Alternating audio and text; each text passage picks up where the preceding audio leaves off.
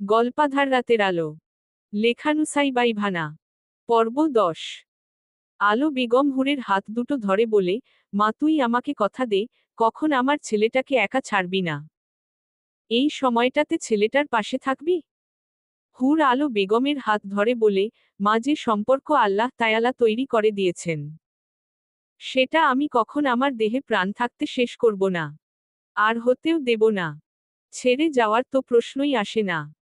মায়ের মন তো বুঝতেই পারছিস। আমার বোনের মেয়েরা ভালো না, ওরা ঝামেলা করবে। আপনি নিশ্চিত থাকুন। আদিয়ার ফোনটা সেই কখন থেকে বেজেই যাচ্ছে। আদিয়া জানে কল যে করেছে সেই মানুষটা নাহিদ ছাড়া কেউ না। কিন্তু কোন মুখে নাহিদের সাথে কথা বলবে সে? চোখ থেকে টুপটুপ করে অশ্রুকণা গড়িয়ে পড়ছে। খোলা বারান্দায় ইজি চেয়ারে বসে একমনে আকাশের পানে তাকিয়ে আছে। নাহিদ ও নাছোড়বান্দা কল করেই যাচ্ছে। এক সময় বিরক্ত হয়ে আদিয়া কল রিসিভ করে কড়া কণ্ঠে কিছু বলবে তার আগেই নাহিদের কান্না মাখা কণ্ঠ ভেসে আসে আদিয়ার কানে। নাহিদ কোনোমতে বলছো আদিয়া আমাকে ক্ষমা করে দিও। আদিয়া কিছু বলবে তার আগেই কল কেটে যায়। আদিয়ার ঘুম ভেঙে গেল। উঠো বসল। আশেপাশে তাকিয়ে দেখে এটা তার রুমের বেড। তার মানে স্বপ্ন ছিল। চোখের কোণ ভিজে উঠল আদিয়ার। কত রাত পার করেছে নাহিদের সাথে কথা বলে, সুযোগ থাকা সত্ত্বেও নাহিদ কখনো সেটা কাজে লাগায়নি। বরং বারবার বলতো বিয়ের পর তোমাকে মন মতো স্পর্শ করব। এখন সব স্পর্শ জমা থাক। বেহা মন তো চাইবেই তোমাকে ছুঁয়ে দিতে। কিন্তু আমি চাইব তোমাকে পবিত্রভাবে ছুঁয়ে দিতে। যে স্পর্শে পাপ নেই, যে স্পর্শে বাজে উদ্দেশ্য নেই, শুধু আছে এক প্রেমিক পুরুষের 33 বছরের পবিত্র ভালোবাসা। হাতের উল্টো পিঠে চোখের জল মুছে নিচ্ছে বারংবার। নিজের অবাধ চলাফেরা তার কাছ থেকে সব কেড়ে নিল। বেড ছেড়ে উঠে উদাস দৃষ্টিতে আকাশের পানে তাকিয়ে বলে, আমিও ঠিক তোমার মতো নিঃসঙ্গ চাঁদ। তবে তুমি পূর্ণতা পাও ভালোবাসায়। আর আমার কপালে সেই সৌভাগ্য নেই। কেন আগে আমার জীবনে হুর এলে না? কেন কেউ আমাকে চোখে আঙুল দিয়ে বুঝিয়ে দিল না আমি ভুল পথে চলছি? এখন যে আমার বেঁচে থাকা দুষ্কর, আত্মহত্যা মহাপাপ। আমি কি করে এই মুখ নিয়ে দাঁড়াবো নাহিদের সামনে? মানুষ যখন একা হয়ে যায়, তখন সঙ্গী হিসেবে চাঁদ আর বিশাল আকাশকে খুঁজে নেয়। বিনা সংকোচে নিজের ভিতরে জমানো কথাগুলো তাদের কাছে জমা রেখে নিজেকে সান্ত্বনা দেয়। নাহিদের চোখে ঘুম নেই, দেশ ছেড়ে যাওয়ার সব ব্যবস্থায় কমপ্লিট, এখন শুধু টিকিট হাতে পাওয়া বাকি। হোয়াটসঅ্যাপে নিজের প্রিয়তমাকে মেসেজ লিখছে আর কাটছে। সেন্ড করা হচ্ছে না। ভালোবাসা একটা সময় এসে অসহায় হয়ে পড়ে। না সামনের মানুষটাকে বোঝানো যায়, তাকে ছাড়া আমার ভীষণ কষ্ট হচ্ছে। আর না নিজেকে সামলে নেয়া যায়। এই যে এই মুহূর্তে নাহিদের ইচ্ছে করছে আদিয়াকে শক্ত করে জড়িয়ে ধরতে। কিন্তু চাইলেই কি সব সম্ভব?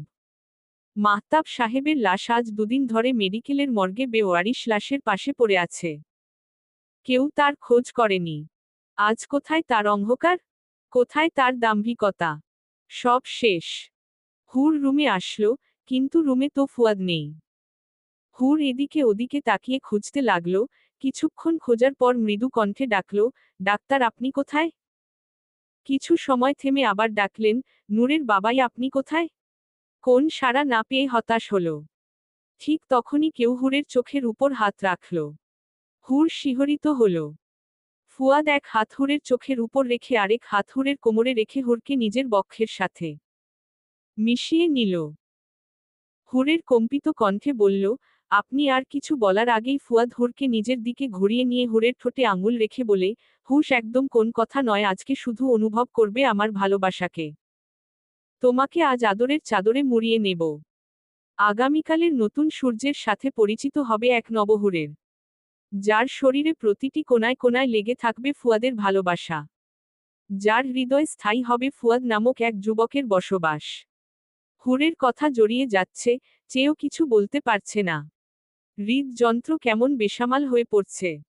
এ কেমন অনুভূতি? এ অনুভূতির সাথে তো হুর পরিচিত নয়।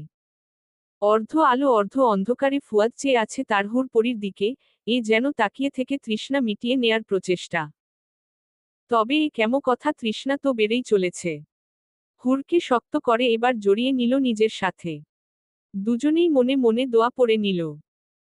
রাতের নীরবতা ভেদ করে দুজন মানুষ নিজেদের হৃদযন্ত্রের বেসামাল পরিস্থিতির সাথে মানিয়ে নিতে ব্যস্ত।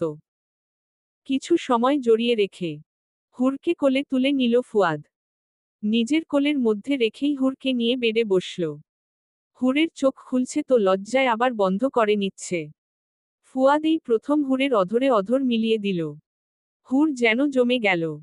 খামচে ধরল ফুয়াদের পাঞ্জাবি। মিনিট দুয়েক পর হুরের ঠোঁট ছেড়ে হুরের গালে চুমু খেল। তারপর আদুরে কণ্ঠে বলল, আজ আমি আমার প্রিয়তমা সঙ্গিনীর জন্য গাইব। অনুভবের গভীরে শূন্য আমার কুটিরে মুছে দিলে যত না, তুমি কি তা জানো না? সঙ্গিনী প্রিয়তমা তুমি শুধু তোমার উপমা। তুমি তা জানো না। সঙ্গিনী প্রিয়তমা তুমি শুধু তোমার উপমা। বধূ বেশে সেজে এসে নিয়ে নিলে ভালোবাসা। সেই থেকে মন সঙ্গী তুমি, স্বপ্ন আশা কান্না হাসা। মুখরিত আলো ছায়, অনুরতি মোহমায়। তোমার ঘিরে জেগে থাকা সুখ নিরন্তর ভালোবাসা। এখন আমার দৃষ্টি নত, ভাবনা গভীর শত শত। তুমি আমার অন্য আলো, আধার ঘরে প্রদীপ জালো। তুমি কি তা জানো না? সঙ্গিনী প্রিয়তমা তুমি শুধু তোমার উপমা। তুমি কি তা জানো না? এভাবেই ভালোবাসাময় কেটে গেলে একটি রাত। সুবহে সাদিক সবে শুরু হচ্ছে। মুয়াজ্জিনের মধুর কণ্ঠে আজান ভেসে আসছে হুরের কানে। নিজের প্রিয়তম স্বামীর বুকে শান্তিতে ঘুমিয়ে আছে হুর। পিট পিট করে চোখ খুলে নিজেকে ছাড়িয়ে নিল ফুয়াদের বক্ষ থেকে। পরনের এলোমেলো ড্রেসটা ঠিক করে কাভার্ড থেকে ফুয়াদের আনা একটা লাল রঙের জামদানি শাড়ি বের করে নিয়ে ওয়াশরুমে চলে গেল। শাওয়ার নিয়ে বের হয়ে নিজের ভেজা চুলের ফোঁটা ফোঁটা পানি ফুয়াদের চোখ মুখে ছেটাতে লাগল। ফুয়াদের কানের কাছে মুখ নিয়ে বলে, উঠে পড়ো প্রিয়। তোমার সাথে আমি শুধু দুনিয়াতে নয় আখিরাতেও থাকতে চাই। ফুয়াদ উঠে বসল, হুরের দিকে তাকালো লাল টুকটুকে শাড়িতে হুরকে যেন লাল পরি লাগছে। ফুয়াদ বলল, হুর পরি তোমার ওই লাল রাঙা শাড়ি আমার হৃদয়ে ঝড় তুলে দিচ্ছে। হুর জায়নামাজ পেতে তাতে দাঁড়িয়ে একবার ফুয়াদের দিকে তাকিয়ে বলে, ফ্রেশ হয়ে আসুন, আপনার লালপরি সব সময়ের জন্যই আপনার। এবার তাড়াতাড়ি ফ্রেশ হন, নামাজ পড়তে হবে। হুর নামাজে দাঁড়িয়ে গেল। ফুয়াদ ওয়াশরুম থেকে ফ্রেশ হয়ে হুরের পাশেই নামাজে দাঁড়ালো। হুর ফুয়াদের জন্য জায়নামাজ পেতে রেখেছিল। ফুয়াদ সালাম ফেরাতেই হুর বলে, আপনার ডান আর আমার ডান এক করে আমরা আজ মোনাজাত করব। মোনাজাত শেষ হতেই হুর সূরা ইয়াসিন তেলাওয়াত করল। ফুয়াদ মনোযোগ দিয়ে শ্রবণ করল। হুরের তেলাওয়াত শেষ হতেই ফুয়াদ হুরের কপালে চুমু দিল। হুরের হাত নিজের হাতে আবদ্ধ করে বলে, তোমাকে পেয়ে আমি ধন্য। তুমি আমার আধার রাতের আলো। হুর ফুয়াদের কপালে চুমু দিয়ে বলে, তোমাকে পেয়ে আমি পূর্ণ। তুমি আমার আধার রাতের আলো। ফুয়াদ এক হাতে হুরকে জড়িয়ে ধরে বলে, সত্যি তোমার মতো কেউ আমার জীবনে এসে আমার শেষ হয়ে যাওয়া জীবনটাকে আবার নতুন করে রঙিন করে তুলবে, বুঝতেই পারিনি। আমার হুর পরি, আমার বিবিজান সব সময় আমার হৃদয়ের রানী হয়ে থাকবে। হুর কিচেনে সকালের নাস্তা বানাচ্ছে আর ভাবছে, সুন্দর মুহূর্তগুলো যদি বাক্সবন্দি করে রাখা যেত তবে ভালোই হতো। এই মুহূর্তগুলো ভেবে অনায়াসে মন ভালে হয়ে যাবে। ভালোবাসি বলে দেয়ার চেয়ে সামনের মানুষটার কাজে কর্মে প্রকাশিত ভালোবাসাটা বুঝে নেয়াটা বেশি আনন্দের। আজকাল তো আই লাভ ইউ শব্দটা সস্তা হয়ে গেছে। খুব সহজেই বলে দেয়া যায়। তবে সেই ভালোবাসা অনুভূতিহীন। কেউ ইংরেজিতে আই লাভ ইউ বলার চেয়ে বাংলাতে আমি তোমাকে ভালোবাসি বলার মধ্যে মনে হয় আবেগ অনুভূতি বেশি থাকে। কি আদুরে লাগে। চুলায় রান্না রেখে হুরের মন ভাবনার জগতে ঘুরপাক খাচ্ছে। ফুয়াদ এসে দ্রুত গ্যাস অফ করে বলে, বিবিজান আপনার ধ্যান আজকাল কোথায় থাকে? এক্ষুনি চাপড়ে যেত সব। হুর ফুয়াদের কথা শুনে ফুয়াদের দিকে তাকিয়ে বলে, আপনি থাকতে তো কিছুই হবে না ডাক্তার সাহেব। ফুয়াদের গলা দুহাতে জড়িয়ে ধরে বলে, আচ্ছা ডাক্তার সাহেব তুমি আমাকে এত কিছু বললে, এত ভালোবাসলে, কিন্তু আমাকে ভালোবাসি বললে না কেন? ফুয়াদ হুরের গাল টেনে বলে, একরাতে স্বামীর ভালোবাসায় পাগল হয়ে গেলে হুর পড়ি। কি আবল তালো বলে যাচ্ছ? এটা কিচেন, যখন তখন কেউ চলে আসবে। ছাড়ো আমাকে। উহু ছাড়বো না। ছাড়লে যদি পালিয়ে যাও, তখন আমি তোমাকে কোথায় খুঁজব? আমি কোথাও পালাবো? তুমি নাস্তা বানানো শেষ করে আসো, তারপর তোমার কথার উত্তর দিচ্ছি। ভীতু ডাক্তার বউকে ভালোবাসি বলতে ভয় পায়। ফুয়াদের গলা ছেড়ে দিয়ে বলে, যাও, লাগবে না তোমার ভালোবাসি বলা। ফুয়াদ অবাক হয়ে তাকিয়ে রইল হুরের দিকে। মেয়েটার কি হলো হঠাৎ? এভাবে তাকিয়ে থাকার দরকার নেই, আমার নজর লেগে যাবে। আমি জানি আমি সুন্দর, তাই বলে নজর দেবেন ডাক্তার সাহেব? ফুয়াদ রান্নাঘর থেকে বের হয়ে হলো রুমে এসে বসল। কি হলো হুরের? আচ্ছা, ওকে আমি ভালোবাসি বলিনি ঘটা করে, তাই কি রাগ করেছে? মেয়েরা এত অদ্ভুত হয় কেন? এত ভালোবাসলাম আর সে কিনা ভালোবাসি বলিনি সেখানে আটকে আছে। ফুয়াদ কিচেন থেকে বের হতেই হুর মুচকি হাসল। যাক, ভালোই জব্দ করতে পেরেছি। নাস্তা রেডি করে সকলকে নাস্তা দিল। নূরকে নিজের হাতে খাইয়ে দিচ্ছে। নূর হুরকে বলল, ভালো মা, আজকে তোমাকে লাল টমেটো লাগছে। Sweet sweet tomato. সিঁদুর লাল শাড়ি, সোনালি পার, হাতে স্বর্ণের বালা, কানে ঝুমাকো কানের দুল, গলায় 3 লেয়ারের একটা স্বর্ণের চেইন, হাতে আংটি।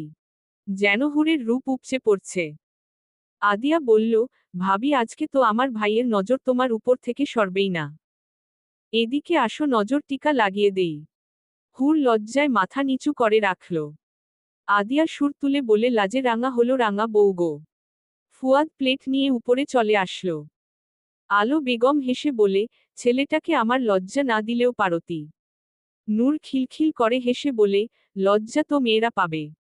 বাবাই তো ছেলে, তার আবার কিসের লজ্জা? হুর নূরের গাল টেনে বলে, পাকা বুড়ি একদম। তোমাকে এসব কে বলেছে হু? এখন যাও উপরে যেয়ে রেস্ট করো, আজ তো স্কুলে অফ ডে। নূর চলে গেল। হুর খেতে বসবে তার আগেই আলো বেগম বলে, নাস্তার প্লেট নিয়ে উপরে চলে যা। দুজনে একসাথে নাস্তা কর। হুর কিছু বলবে তার আগেই আদিয়া বলে, আর কোন কথা না, সোজা উপরে চলে যাও ভাবিজি। আদিয়া চলে আসলো রুমে। ফুয়াদ খাবার রেখে কিছু নিয়ে গভীর চিন্তায় মগ্ন। হুর এসে ফুয়াদের পাশে বসে পরোটা ছিঁড়ে ফুয়াদের মুখের সামনে ধরে বলে, হা করো তো। ফুয়াদ একবার হুরের দিকে তাকিয়ে হা করল। হুর ফুয়াদের মুখে খাবার তুলে দিয়ে বলে, তোমাকে খাইয়ে দিচ্ছি কেন বলো তো? ভালোবেসে। এ হাসছে ভালোবেসে। শুনে রাখো ডাক্তার, মেয়েরা যখন এক্সট্রা ভালোবাসা দেখায় তখন বুঝে নিতে হয় সে কিছু চায়। ওহ, তার মানে আমার বিবিজান কিছু চাইবে?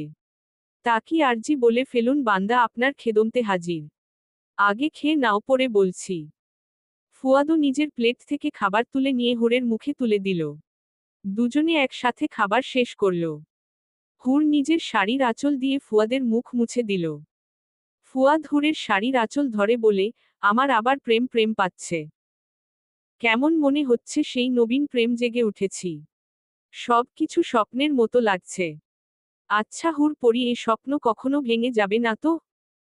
হুর ফুয়াদের টি-শার্টের বাটনে হাত রেখে বলে, এটা বাস্তব, আর আপনার হুর পরি স্বপ্নের মতোই আপনার বাস্তবে বিচরণ করবে।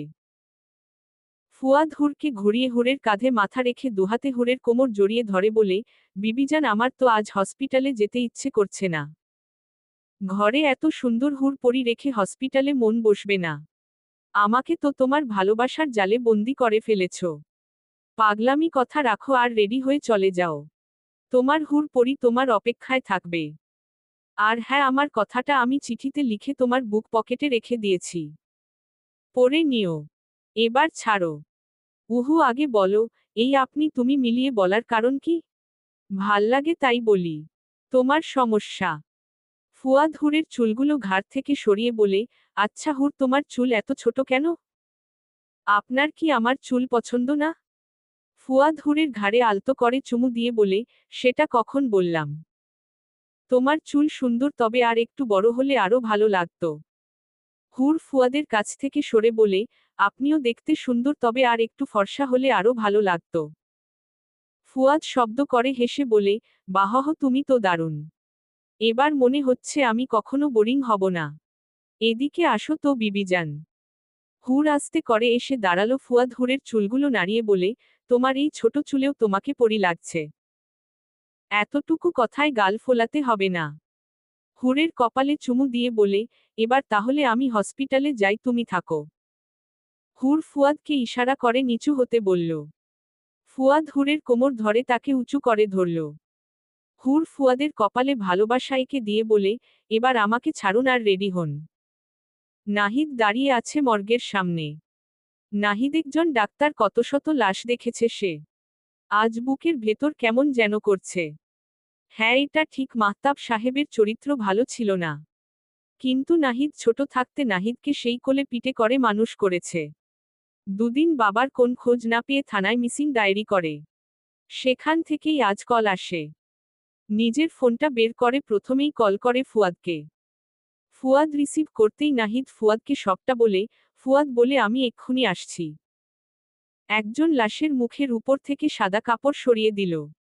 নিজের বাবার লাশ চিনতে নাহিদের 1 মিনিটও সময় লাগল না। নাহিদ বলল, ওনার সব ডিটেইলস আমাকে দিন। একজন বলল, উনি পরশু রাতে অ্যাক্সিডেন্ট করছেন। আর স্পটেই ডেড হয় ওনার। সম্ভবত ওনারা কোনে বার থেকে নেশা করে বের হয়েছিল। ফুয়াদও ততক্ষণে চলে আসে। নাহিদ আর ফুয়াদ মিলে মাহতাব সাহেবের শেষ বিদায়ের ব্যবস্থা করে। নাহিদ ভেতরে ভেঙে পড়লেও বাহিরে তা বোঝার সাধ্য নেই। যতই নিকৃষ্ট হোক, বাবা তো বাবাই। আজিমপুর কবরস্থানে কবর দিয়ে এসে নাহিদ একটা নদীর পাড়ে বসে আছে। ফুয়াদ নাহিদের পাশে বসে নাহিদের কাঁধে হাত রেখে বলে, আমরা বুঝো হওয়ার পর থেকেই জানি একদিন আমাদের চলে যেতে হবে। এটাই প্রকৃতির নিয়ম। মন খারাপ করিস না, বরং আঙ্কেলের আত্মার মাগফিরাত কামনা কর। নাহিদ ফুয়াদকে জড়িয়ে ধরে কেঁদে দিল। ফুয়াদ নাহিদকে সান্ত্বনা দিচ্ছে। আদিয়া নাহিদের বাবার মৃত্যুর সংবাদ শুনে বিচলিত হলো। এটা ভেবে নাহিদের এখন কি অবস্থা।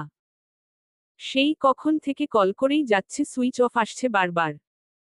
আদিয়া, আলো বেগম আর হুর একসাথেই বসে আছে। এমন সময় বর্ষা একটা কাগজ হাতে তাদের সামনে এসে দাঁড়িয়ে বলে, চলবে।